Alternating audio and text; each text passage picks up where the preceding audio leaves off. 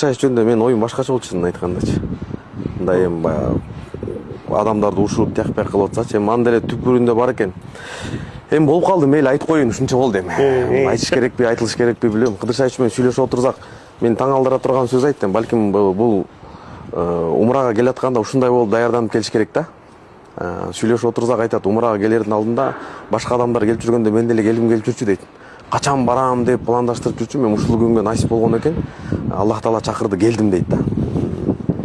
Анан президент экөө дос болгонун айтып берди, суй урматы бар экен, экөө жакшы анан сүйлөшүп отуруп калып анан айтат. Умарага келатканда классташтарым баарын жыйнадым дейт. Эски классташтар, жана пахта коюп жүргөндөр эмес, деп эртең Манаска деген биткенде айылдагы классташтарым дейт. Баягы университеттен окуган, баягы мектептен окуган классташтарым баарын чогултуп, анан айттым дейт.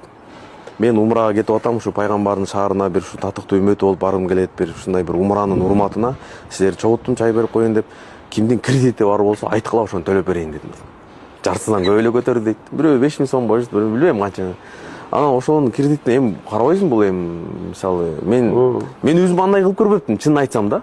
Мисалы ушу пайгамбардын шаарына келатканда, ушу Алланын үйүнө келатканда ушундай бир ниет менен ушинтип келдим дейт да. Анан карап отурсаң, мындай Раузага киргенде көз жаш алганы, мисалчы 5 мал намаз окуп 4 айга чыгып келгенде эле кээ бирлер ыйлабайт, мисалы да. Или 10 жыл аламчы. Мындай Кабага келгенде мындай көз жаштары ыйлагандары, дуа кылгандары баягы түпкүрүнөн бар экен да, баягы. Жок эмес, мурунтан бар экен.